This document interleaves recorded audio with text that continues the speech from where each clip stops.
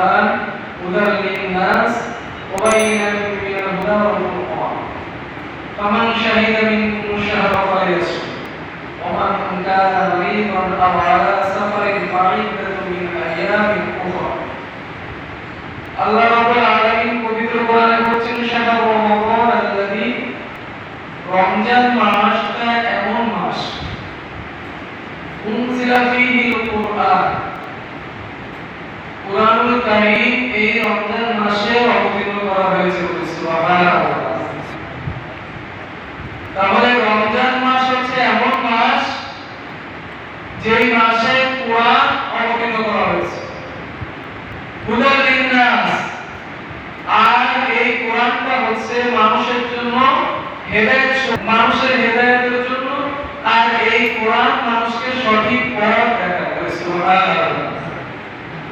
ওয়াবাইনাতিন মিনাল হুদা ওয়াল ফুরকান, কোন রাস্তা সঠিক কোন রাস্তা ভুল, কোনটা ভালো কোনটা মন্দ, কোনটা হক কোনটা বাতিল, এই দুইয়ের মাঝে পার্থক্য করে দেয় কোরআন। বলে সুবহানাল্লাহ।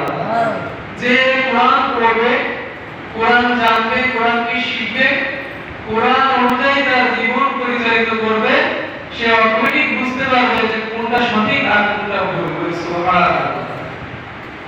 ওয়াইনাতিন মিনাল হুদা ওয়াল ফুরকান, এরপর আল্লাহ বলেছেন ফামান শাহিদা মিনকুম শাহরা ফালিয়াসুম, আল্লাহ বলেছেন যে ব্যক্তি হায়াত রমজান মাস পর্যন্ত পাবে, রমজান পর্যন্ত যে ব্যক্তি হায়াত পাবে, জীবন পাবে, সেই ব্যক্তি যেন রমজানের রোজাটা পরিপূর্ণভাবে রাখে। বলি সুবহানাল্লাহ।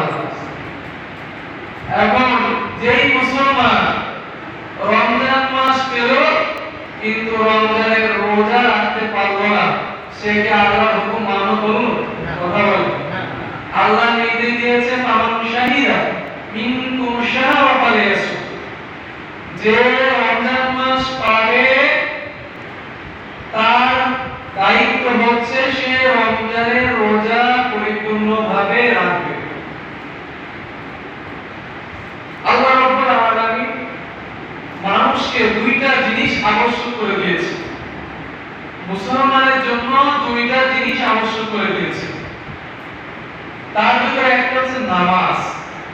প্রত্যেকটা মুসলমান প্রাপ্ত বয়স হওয়ার পরে, পুরুষ হোক মহিলা হোক ছেলে হোক মেয়ে হোক, প্রাপ্ত বয়স যখন হয়ে যাবে তার উপর নামাজ পড়া, নামাজ আদায় করা উজুব আবশ্যক হয়ে যাবে। বলি সুবহানাল্লাহ।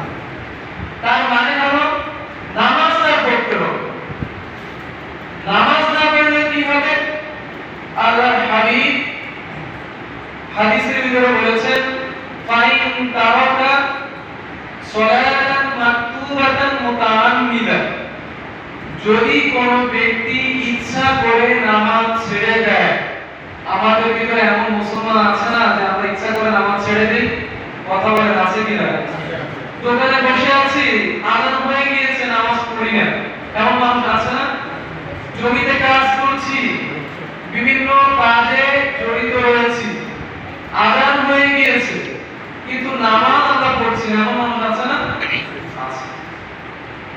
তো আল্লাহর হাবিব বলছেন যেই ব্যক্তি ইচ্ছা করে নামাজ ছেড়ে দিল, আযান হয়েছে সে শুনতে পেয়েছে, নামাজের সময় হয়েছে সে বুঝতে পেরেছে, কিন্তু ইচ্ছা করে নামাজ ছেড়ে দিল, তাহলে কি হবে? তা আল্লাহর হাবিব বলেন ফাকাদ বারিআ আনহু যিম্মাতুল্লাহ, আল্লাহ রাব্বুল আলামিন তার সকল দায়িত্ব থেকে মুক্তি, অর্থাৎ একজন ব্যক্তির উপর আল্লাহ যে দায়িত্ব আছে সেই দায়িত্ব আল্লাহ উঠায় নেন। বলে নাউযুবিল্লাহ। আল্লাহর হাবিব বলছেন যে ইচ্ছাকৃতভাবে যদি কেউ নামাজ ছেড়ে দেয়, নামাজের আযান হয়েছে সে শুনতে পেয়েছে, নামাজ পড়লো, তার দুনিয়ার প্রয়োজনীয় কাজ হয়েছে, নামাজের সময় হয়েছে, সে বুঝতেছে, কিন্তু সে ইচ্ছা করে নামাজ পড়লো না, তার উপর থেকে আল্লাহর দায়িত্ব উঠে যায়। বলে নাউযুবিল্লাহ। দায়িত্ব উঠে যায়, তার মানেটা কি? আল্লাহ রাব্বুল আলামিনের দায়িত্ব যার উপর থাকবে তার উপর রহমত বরকত অবতীর্ণ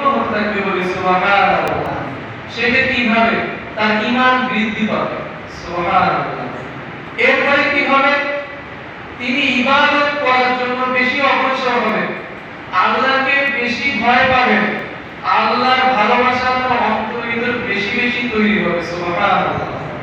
আর যখন কোন ব্যক্তি ইচ্ছা করে নামাজ ছেড়ে দেয়, তখন আল্লাহর জিম্মা, আল্লাহর হাবিব বলেন ফাকাদ বারিয়াত আনহু জিম্মাতুল্লাহ, আল্লাহর জিম্মা, আল্লাহর দায়িত্ব ওই ব্যক্তির উপর থেকে উঠে যায়। তখন তার কাছে ইচ্ছা করে নামাজ ছেড়ে দিলে তার কাছে কোনো অনুশোচনা হয় না। নাউজুবিল্লাহ। আজান হয়ে যাচ্ছে, সে টেনশন করতেছে না। নামাজ হয়ে যাচ্ছে, তার মনের ভিতরে কষ্ট লাগছে না যে আমি নামাজটা ছেড়ে দিচ্ছি। অন্যদিকে যে ব্যক্তি নামাজ নিয়মিত পড়ে, সেই ব্যক্তিকে যখন আযান শুনে, ওই ব্যক্তি যখন আযান শুনে নামাজ যখন সবসময় পড়তে থাকে, ওই ব্যক্তিকে কি নামাজ থেকে দূরে রাখা যায়? যে ব্যক্তি নিয়মিত নামাজ পড়ে, নামাজের আযান শুনলে সে নামাজের জন্য প্রস্তুতি হয়। আর যে ব্যক্তি নামাজ ইচ্ছা করে ছেড়ে দেয়, তার উপর থেকে আল্লাহর জিম্মা উঠে যায়, আল্লাহর দায়িত্ব উঠে যায়। তখন তার অন্তরটা নষ্ট হয়ে যায়, তার ঈমানটা নষ্ট হয়ে যায়। সে নামাজ পড়ে না, তার কাছে কষ্ট লাগে না। সে একজনকে গালি দিতে পারে, তার কষ্ট লাগবে না। সে একজনের ক্ষতি করতে পারবে, তার কোনো কষ্ট লাগবে না। একজনের সমালোচনা করবে, তার কোনো কষ্ট লাগবে না।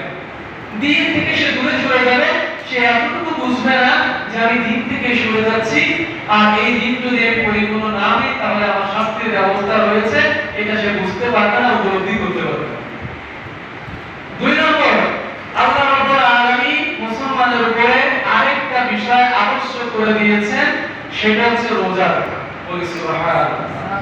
রমজান মাস আল্লাহ পবিত্র কোরআনে বলেছেন ফামান শাহিদা মিনকুম শাহরা ফালিয়াসুম, যে ব্যক্তি রমজান মাস পাবে তার দায়িত্ব হচ্ছে রমজানের পরিপূর্ণ রোজা আদায় করা। আর যদি কেউ পরিপূর্ণ রোজা নিয়ম অনুযায়ী সঠিকভাবে আদায় করে, তাহলে তার ফলটা কি? বুখারী শরীফের 3য় অধ্যায় বাবুস সিয়াম, বুখারী শরীফের 3য় খণ্ডে বাবুস সিয়াম অধ্যায় 242 পৃষ্ঠায় একটা হাদিস উল্লেখ করা হয়েছে। ইমাম বুখারী তিনি তার এই কিতাবের ভিতরে এনেছেন, আর নবী হুরায়রা রাদিয়াল্লাহু তাআলা আনহু قال قال رسول الله صلى الله عليه وسلم من صام رمضان إيمانا واحتسابا غفر له ما تقدم من ذنبه। আল্লাহর হাবিব বলেছেন, আল্লাহকে খুশি করার জন্য যেই ব্যক্তি পরিপূর্ণ নিয়ম মেনে রোজা রাখবে, মান সামা রমাদান, রমজানের রোজা, ঈমানান ওয়া ইহতিসাবান, ঈমানের সহিত পরিপূর্ণ নিয়ম আদায় করে, গুফিরা লাহু মা তাকাদ্দামা মিন যামবি, তার পূর্বে যত গুনাহ হয়েছিল আল্লাহ রাব্বুল আলামিন তার সকল গুনাহ ক্ষমা করে দেবেন। সুবহানাল্লাহ। তাহলে রোজা যদি আমরা পরিপূর্ণভাবে পালন করি, পরিপূর্ণভাবে আদায় করি, তাহলে আমাদের ফলটা কি? আমাদের ফল হচ্ছে কি? আল্লাহ রাব্বুল আলামিন আমাদের সকল গুনাহ কি করবেন? ক্ষমা করে দেবেন। আর যদি রোজা না রাখি, এই রোজা রাখা প্রত্যেকের উপর আবশ্যক, প্রত্যেকে রাখতেই হবে। প্রাপ্তবয়স্ক ছেলে মেয়েদের উপরে রোজা আর নামাজ আবশ্যকীয় করে দেওয়া হয়েছে, অবশ্যই রাখতেই হবে, অবশ্যই রাখতেই হবে। আর যদি কেউ রোজার মাসে অসুস্থ থাকে, দূরে কোথায় সফরে যাচ্ছে, এরকম অবস্থা যদি হয়, তার জন্য আল্লাহ আবার অপশন দিয়েছে। আল্লাহ বলছেন ওমান কানা মারিদান আও আলা সাফারিন ফাইদাতুম মিন আইয়ামিন উখরা। আল্লাহ বলছেন তোমরা মনে করো না যে তোমাদের উপর আমি কষ্টটা আবশ্যক করে দিয়েছি। যদি কেউ রমজান মাসে দূরে কোথাও যায়, তার যদি জার্নি করতে হয়, তার যদি কষ্ট হয়ে যায়, সেক্ষেত্রে সে রোজা ভেঙে দিতে পারে। এই রোজা ভেঙে দিল, এর বদলে অন্য সময় সে রোজা রাখলে আল্লাহ রাব্বুল আলামিন আর তাকে গুনাহ দিবেন। তাহলে আল্লাহ আমাদের জন্য কত সুন্দর ব্যবস্থা করেছে। আপনি ভ্রমণ করছেন, পানির ব্যবস্থা নেই, নামাজের সময় চলে যাচ্ছে, আপনার ওযু নেই, আপনার ওযু ছাড়া নামাজ পড়ে দিতে হবে। আপনি অসুস্থ, দাঁড়ায় নামাজ পড়তে পারেন না, আপনি বসে নামাজ পড়তে পারেন। আপনি এত অসুস্থ বসতেও পারেন না, আপনি শুয়ে শুয়ে নামাজ পড়তে পারেন। শুয়েও পড়তে পারতেছেন না, এমন অবস্থায় আছেন, অবচেতন অবস্থা, শুধু আপনার সেন্স রয়েছে, আপনি ইশারা নামাজ পড়লেও নামাজ কবুল হয়ে যাবে। সুবহানাল্লাহ। আল্লাহ নামাজ আবশ্যক করেছেন, রোজা আবশ্যক করেছে। যদি কারো সমস্যা হয়, কেউ যদি দূরে ভ্রমণ করতে যায়, অসুস্থ থাকে, সে কি করতে পারে? অন্য সময় রোজা রাখতে পারে। আপনি ভ্রমণ করছেন, 4 রাকাত বিশিষ্ট ফরজ নামাজ আল্লাহ রাব্বুল আলামিন আপনার জন্য রুখসাত করেছেন, ফজরের ব্যবস্থা করে দিয়েছেন। 2 রাকাত পড়লে আল্লাহ পরিপূর্ণ সওয়াব দেবেন। সুবহানাল্লাহ। তাহলে আল্লাহ সহজ করে দিয়েছেন। আল্লাহ সূরা বাকারার 165 নম্বর আয়াতে বলেছেন, ইউরিদুল্লাহু বিকুমুল ইসরা ওয়া ইউরিদু বিকুমুল উসর। হে দুনিয়ার মানুষ, আল্লাহ তোমাদের কঠিন বিধান দেন নাই, তোমাদের জন্য সবসময় সহজ চান। আল্লাহ আমাদের জন্য সহজ করে দিয়েছে। সামনে রমজান মাস আসছে। রমজান মাসে প্রত্যেক মুসলমানের 10টি বিষয় পালন করা উচিত। 10টা বিষয় পালন করতে হবে, 10টা নিয়ম রয়েছে। তার ভিতরে প্রথম হচ্ছে কি? রোজা রাখতে হবে। রমজান মাসে কি রাখতে হবে? আপনি যে ধরনের কাজ করেন না কেন, বদরের যুদ্ধ হয়েছে, মুসলমানদের প্রথম যুদ্ধ, সেই মাসটা ছিল রমজান মাস। আর এই রমজান মাসেই বদরের যুদ্ধ হয়েছে, আর সাহাবীরা রোজা রেখে যুদ্ধ করেছে। সুবহানাল্লাহ। আর আমরা আজকে দিন মজুরি কাজ করি, রাজমিস্ত্রি কাজ করি, কাঠ মিস্ত্রি কাজ করি, জমিতে কাজ করি, আমরা রোজা রাখতে পারি না। তাহলে আমরা কিভাবে রাসূলের উম্মত হতে পারবো? আল্লাহর হুকুম কিভাবে মানতে পারবো? প্রথম শর্ত হচ্ছে রোজা প্রত্যেকে রাখতে হবে, রোজা ছাড়া যাবে। আর রোজা যদি নিয়ম অনুযায়ী কেউ সঠিকভাবে রাখে, আল্লাহ রাব্বুল আলামিন তার পূর্বের গুনাহ কি করবেন? ক্ষমা করে দেবেন। সুবহানাল্লাহ। 2 নম্বর বিষয় হচ্ছে তারাবির নামাজ পড়তে হবে। তারাবির নামাজ পড়তে হবে। আমরা অনেকে 4 রাকাত পড়ি, 8 রাকাত পড়ি, সহিহ হাদিসে রয়েছে। কিন্তু হযরত ওমর রাদিয়াল্লাহু তাআলা আনহু একদিন দেখলেন মসজিদে নববীতে এখানে কিছু মানুষ নামাজ পড়ছে, তারাবির এখানে কিছু নামাজ পড়ছে। উনি বুঝলেন যে আস্তে আস্তে যখন যুগ পার হবে, তখন বিশৃঙ্খলা দেখা দিবে। তখন তিনি নিয়ম করে দিলেন যে একসঙ্গে জামাতবদ্ধ হয়ে নামাজ পড়তে, আর 20 রাকাত নামাজের জন্য তিনি জারি করে দিলেন। ইমাম সাহেব যদি 20 রাকাত নামাজ পড়ে, তাহলে মুক্তাদির কাজ হচ্ছে, উচিত হচ্ছে ইমামকে অনুসরণ করে 20 রাকাত পূর্ণ করা। এজন্য তারাবি নামাজ কয়টা পড়তে হবে? 20 রাকাত পড়তে হবে। 3 নম্বর হচ্ছে কোরআন শরীফ পড়তে হবে। রমজান মাসে বেশি বেশি কোরআন তেলাওয়াত করতে হবে, কারণ রমজান মাসটা হচ্ছে কি? কোরআন অবতীর্ণ মাস। আমাদের দেশে যখন কোন দিবস আসে, ওই দিবসটি যেই বিষয়কে কেন্দ্র করে সেই বিষয়টা আমরা পালন করি না, বেশি পালন করি। তো রমজান মানে যেহেতু কোরআন অবতীর্ণ হয়েছে, তাহলে কোরআন বেশি পড়া উচিত কিনা বলে। 2 বছর আগে তুরস্কে গভর্নমেন্ট একটা নিয়ম করেছিল, তেলের পাম্পে যে এক পারা কোরআন শরীফ পড়বে তাকে 2 লিটার তেল দেওয়া হবে। তো এক পর্যায়ে দেখা গেল 2 পারা যদি কেউ তেল করে তাকে 4 লিটার তেল দেওয়া হবে। 3 পারা যদি কেউ তেল করে 6 লিটার তেল দেওয়া হবে। এখন দেখা গেল যে পাম্পের আশেপাশে মানুষ কোরআন তেলাওয়াতে ভিড় করে গেছে। সুবহানাল্লাহ। তাকে কোশ্চেন করা হয়েছিল, আপনি এই নিয়মটা কেন করলেন? উনি বললেন, আমি চেয়েছি যে রমজান মাসে যেন আমার রাষ্ট্রে সবথেকে বেশি কোরআন তেলাওয়াত হয়, এই জন্য আমি এই নিয়ম করেছি। সুবহানাল্লাহ। এইভাবে আমল করতে হবে, কে কত আমল করতে হবে। তাহলে 3 নম্বর অপশন আছে কোরআন শরীফ শেখা। আমরা নিয়ত করতে পারি যে এই রমজান মাসে যে কোরআন শরীফ পড়তে পারি না, কোরআন শরীফ শিখব। সামনের রমজান মাসে আসলে আমরা বাঁচা রাখলে কোরআনের অর্থ শিখব। এইভাবে জীবন পরিবর্তন করতে হবে। 4 নম্বর, রমজান মাসে 4 নম্বর কাজ হচ্ছে অন্যকে খাওয়ানো। আমি যদি কাউকে ইফতারি করাই, আমি যদি কাউকে সাহারি করাই তাহলে ওই ব্যক্তির ইফতারি অর্থাৎ রোজা রাখলে যেই সওয়াব হতো কবুল রোজা যেটা আমরা গ্রহণ করলে যেই সওয়াব হতো ওই সওয়াবটা যে ব্যক্তি ইফতারি করাবে সেই ব্যক্তির আমলনামায় দিয়ে দেওয়া হবে সুবহানাল্লাহ। 5 নম্বর কাজ হচ্ছে দান করা। রমজান মাসে বেশি বেশি দান করতে হবে। নবী করিম সাল্লাল্লাহু আলাইহি সাল্লাম বেশি দান করতেন। রমজান মাসে যখন তিনি বুঝতে পারতেন জিবরিল আমিন তার কাছে আসছে তখন তিনি দান করতেন।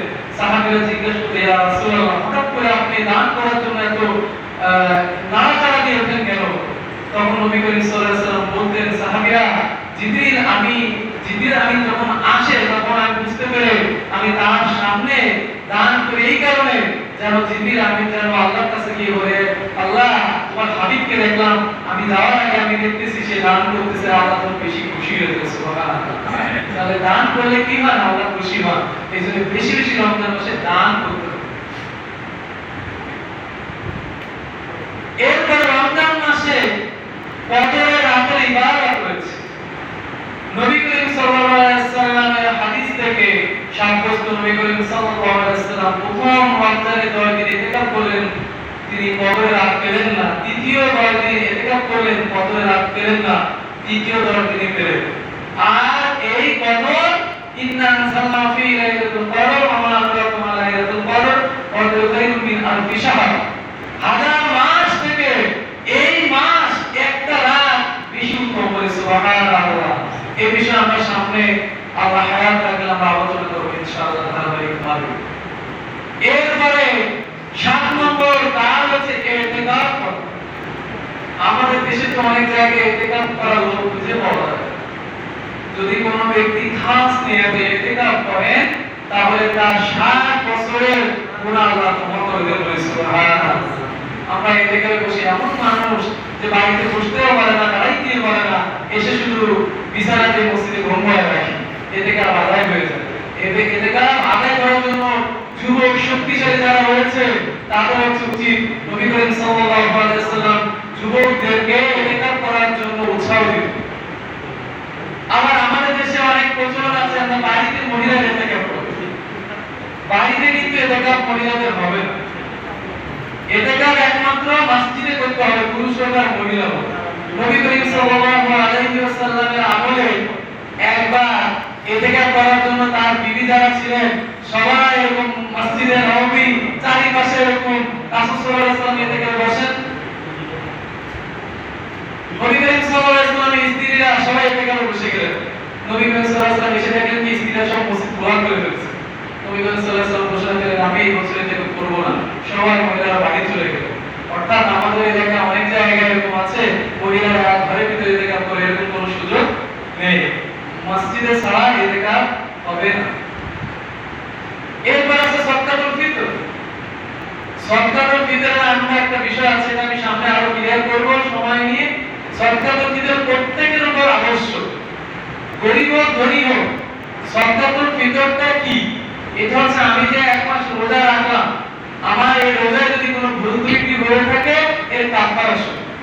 এই জন্য সদকাতুল ফিতর সবাইকে দেওয়া হচ্ছে আবশ্যক। এরপরে ওমরা যদি কারো সামর্থ্য থাকে, এখন তো বৈশ্বিক মহামারী চলছে, যদি এরকম অবস্থা ভালো থাকে যাওয়ার সুযোগ থাকে তাহলে ওমরা করো। নবী করিম সাল্লাল্লাহু আলাইহি ওয়াসাল্লাম বলেন যে রমজান মাসে ওমরা করো সেজন্য আমার সাথে স্বয়ং ওমরা করো সুবহানাল্লাহ। এরপরে 10 নম্বর হচ্ছে দোয়া করা, বেশি বেশি করে দোয়া করা। সাহাবীরা রমজান মাস আসার 6 মাস আগ থেকে দোয়া করত রমজান মাসের জন্য। আর রমজান মাস যখন বিদায় নিত তারপর 6 মাস দোয়া করত আল্লাহ রমজানে যে আমলগুলো করেছি সেই আমলগুলো কবুল করার জন্য সুবহানাল্লাহ। একজন সাহাবী শহীদ হলেন, আরেকজন সাহাবী 1 বছর পর মৃত্যুবরণ করলেন। তৃতীয় একজন সাহাবী স্বপ্ন দেখছে যে যেই সাহাবী শহীদ হয়েছে তাকে আল্লাহ যে মর্যাদা দিয়েছে শহীদের মর্যাদা অনেক উচ্চ। শহীদের মর্যাদা থেকে 1 বছর পরে যে সাহাবী মৃত্যুবরণ করেছে তার সম্মান আল্লাহ বেশি বাড়িয়ে দিয়েছে বলে সুবহানাল্লাহ। নবী করিম সাল্লাল্লাহু আলাইহি ওয়াসাল্লামের কাছে এসে ওই সাহাবী জিজ্ঞেস করছে, ইয়া রাসূলুল্লাহ, আমি স্বপ্ন দেখলাম, এর ব্যাখ্যা কি? শহীদের মর্যাদা তো সবথেকে উত্তম। নবী করিম সাল্লাল্লাহু আলাইহি ওয়াসাল্লাম বললেন, তুমি ঠিকই দেখেছো, যে শহীদ হয়েছে তার সম্মান আল্লাহ দিয়েছেন, কিন্তু এক বছর পরে যে ব্যক্তিরা মৃত্যুবরণ করেছে সে একটি রমজান মাস পেয়েছিল, আর ওই রমজানে যে ইবাদত করেছে আল্লাহ এত খুশি হয়েছে, এই জন্য শহীদের থেকেও তার মর্যাদা আল্লাহ আরো বেশি বাড়িয়ে দিয়েছে। তো রমজান মাস আসছে, আমাদের ভিতরে মনেই হচ্ছে না যে রমজান মাস আসছে। মুসলমান দাবি করাটা অনেক কঠিন। কারণ কি? কারণ কি? মুসলমানের কাজ করছে 5 ওয়াক্ত নামাজ আদায়। আল্লাহ হাবিব বলেছে, ফাইন তাওয়াকা সলাতা মাকতুবাতান মুতাআম্মিদান, ইচ্ছা করে যে নামাজ ছেড়ে দিল, আযান হচ্ছে নামাজ আসছে, সে বুঝতেছে যে জোহরে আযান হয়ে গেল, জোহরে নামাজ সময় চলে যাচ্ছে, আসরের সময় চলে যাচ্ছে, ইশার সময় চলে যাচ্ছে, ফজরের সময় চলে যাচ্ছে, সে ইচ্ছা করে আসলো না। আল্লাহ হাবিব বলেছেন, ফাকাত বারিয়া আনহু যিম্মাতুল্লাহ, আল্লাহ রাব্বুল আলামিন তার উপরে যে দায়িত্ব ছিল সে দায়িত্ব থেকে অব্যাহতি দিলেন। নাউযুবিল্লাহ, আমি প্রথম দিকে একবার বলেছি, আল্লাহ যদি তার উপরে দায়িত্ব উঠায় দেন, কি হবে? তার নামাজ পড়তে ভালো লাগবে, তার ঈমান প্রসার হবে, সে গালি দেবে, তার কাছে মনেই হবে না যে গালিটা একটা অন্যায় কাজ, শরীয়তে নিষিদ্ধ। সে একজনের সমালোচনা করবে, তার মনেই হবে না যে এটা অনেক গুনার কাজ, সে যে কি কাজ করতেছে সে বুঝবে না। আর যদি 5 ওয়াক্ত নামাজ কেউ পড়ে, যে ব্যক্তি নামাজ পড়ে আযান হওয়ার সঙ্গে মসজিদে এসে চলে যাবে, আর তার ঈমানটা এমন প্রশস্ত হবে, তাকে নামাজ থেকে তাকে দূরে রাখা যাবে না। এই জন্য রমজান মাস আসছে, এই রমজান মাসে যার গুনাহ মাফ হবে না তার মতো অবস্থা নেই।